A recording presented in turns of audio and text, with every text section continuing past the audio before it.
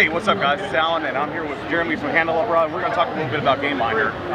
Jeremy, thanks for taking the time out to talk to us. So, why don't you tell us a little bit about what GAMEminder is all about? Sure. Well, the GAMEminder idea came to me because I realized I had about 17 post-it notes sitting on my monitor of all the games that I wanted to play over the next several years. You know, some of them were like, oh, they're coming out next month, but some of them were, at the time, it was like, okay, we had just finished playing Halo 2, Halo 3 was coming, but nobody knew when.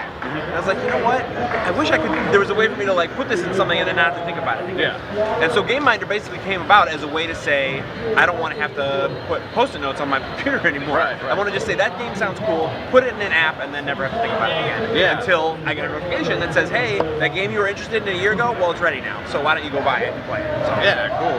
I mean, I downloaded the app, and I absolutely love it. I mean, like you said, it's better than having a bunch of post-it notes or you know, reminders set aside for you. It's just right there in one place, ready to go, and it'll let you know when the game's coming out. Yeah, that's the idea. That's the idea. And really what it boils down to, because, you know, a lot of it actually started because I wanted to track all of like the really big games, the AAAs, you know, like the Halos, the Mass Effect, the Bioshocks.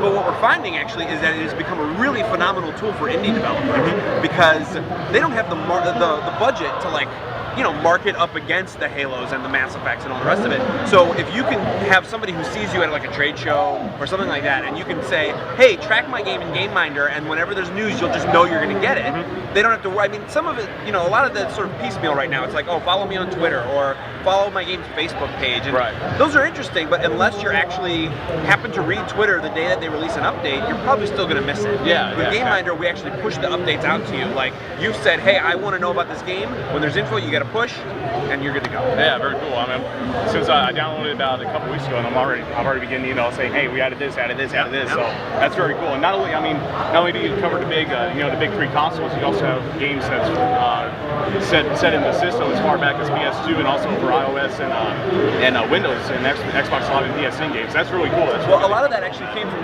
user requests. So basically, anybody who's requested a game, we're happy to put it in. Our benchmark is, if you can play it and it functions on something that uses electricity, we will track it. We don't do tabletop games or card games yet because those don't typically follow the same kind of release structure. Right. But we've had requests to do that. So we're still sort of working on whether we're going to ever do that sort of a thing. But like I said, you know, browser-based Facebook games we've had requests for, Windows Phone games we've had requests for, and I mean, as long as we can find information about it with a release date, we'll put it in the system. Cool. Now, probably the coolest part about this app is that you guys actually have a point system. Games that it's really like, this app is made for gamers by gamers. So it has that it has a point system. You get achievements and stuff like that. What did y'all do that intentionally? Like, hey, this app's gonna be for gamers. Let's do this more. Well, you know, it's funny. I was at PAX East. Not this past year, but the year before, I guess in 2011, and the keynote speaker was talking about this concept of gamification.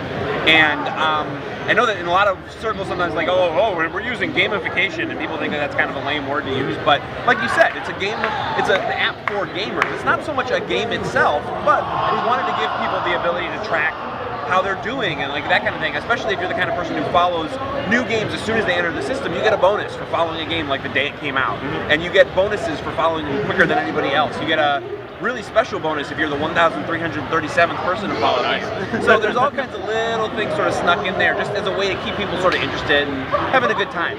Right now, that part of it is only on the iOS client, and it's linked into the Game Center on the App Store. We don't yet do that stuff on the web version or on the Android version, but we have plans to make it a much more integrated experience with across all platforms. It started as the iOS app, so the iOS app is far more full-featured than either of the others for the moment, but we're working our way towards bringing that stuff. Okay, so not only do you can get points for set reminders from games, but if you try to make too many reminders at one time, you do get penalized for it. Let's talk about that a little bit. Well, you know what? I think we're going to take that out because that was one of those things that seemed like a really good idea at the time, but we get a lot of complaints about it. Because the way that people tend to play GAMEminder or use GAMEminder is they hear about it, they go in, and they immediately search through the list and like, oh, I'm interested in that, I'm interested in that, I'm interested in that. And so usually the first time you play it, you set 10 reminders, and then all of a sudden you're like, oh, and now I'm getting penalized? Wait. It is actually not really a penalty. It's just you start earning less points per follow. But yeah, we get a lot of complaints about it. So I think we're going to take it out. And actually, when I first got the app, I started set reminders like, wait, what's happening? Why am I getting less points? We put it in because we wanted to try and find a way to keep people from gaming the system. Yeah. And basically just saying, oh, I want to get all the points and just following every single game. Yeah. But again, I don't know that, you know, it's one of those things, it was an experiment, and we tried it, and people don't really like it, so the next update is probably going to take it out. Okay. You'll still get points, and you may even still get fewer points, but we're going to definitely spread it way out, because, you know, right now I think it kicks in after you set like 5 or 6, and people, a lot of times, we find that people, when they find GAMEminder, they come in and they immediately set like 10 to 15 reminders, like right away, and so a lot of people bump up against that, and a lot of people don't like it, so I think we're taking it out. Yeah, so you guys have the GAMEminder app, or any other ones that you guys have or are working on right now? Well, here at RTX, we're mainly talking about GAMEminder because it's really, that's sort of the audience. You know, when we met up with Gus, he was like, oh my god, I think that the Rooster Teeth and Red vs. Blue fan base really seems like they would be into this idea. I think you guys should be a part of it. I actually heard about that from their podcast. Yeah, and I thought it was a really good sort of mix of people. But Handelabra as a company, we also are a game developer. It's one of the other reasons why we are really big into GAMEminders. Like, we're sort of an indie developer ourselves, and we needed a way to sort of help with these things. So our game is called Uncle Slam. It's President vs. President boxing. It's available on iOS, both iPhone and iPad. Okay. And you pick your president, and then it's like all gesture-based punching. It's kind of like a punch-out. You know, a lot of people say the art style reminds them of Jib Jab, like those sort of like kind of things. And so, but it's also got some actual historical accuracy in there because we feel very strongly that our app should be both fun and useful. And so as a result, our game, you will learn something about the presidents whether you like it or not. But you won't think you're learning. It's not like a lame sort of like, oh, and now I got to answer trivia question. It's more, we consider it to be a much more fun experience. So, and that's our game. We also have a number of other like little apps, but you know, those are sort of our two big things: GAMEminder and our game Uncle Slam. Well, Jeremy, thanks so much for taking your time. Thank you. I really do appreciate you. And the app is great. I mean, that's probably one of the coolest apps I've seen.